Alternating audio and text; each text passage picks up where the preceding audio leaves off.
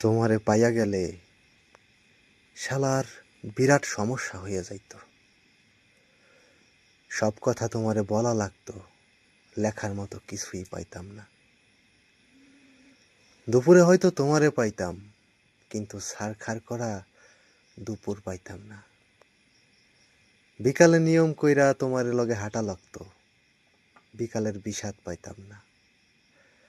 সারা রাত তোমার লগে ফুসফুস কইরা কথা বলা লাগতো, রাত আমারে আর পাইতো কই। তোমারে পাইয়া গেলে আর আক্ষেপ করার মতো কিছুই থাকতো না। আক্ষেপের অভাবে ফাঁকা ফাঁকা লাগতো। তোমার দিক তাকাইলে তোমার চোখে ডুইবা যাইতাম। পিঙ্ক ফ্লয়েড আর ডোবা হইতো না।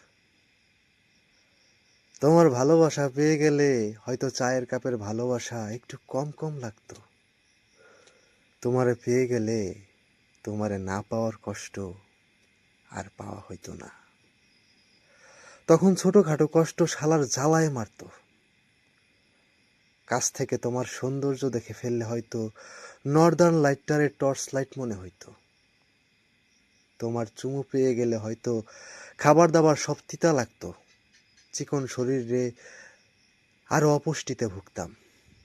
তোমারে পেয়ে গেলে আর কোনো কিছুর পরোয়া করতাম না। তখন জগৎ সংসার ছাড়খাড় কইরা যাইতে পারত। তাই তোমারে পেয়ে গেলে আসলেই শালার বিরাট সমস্যা হয়ে যাইত। লেখা প্রীতম কুমার পাল।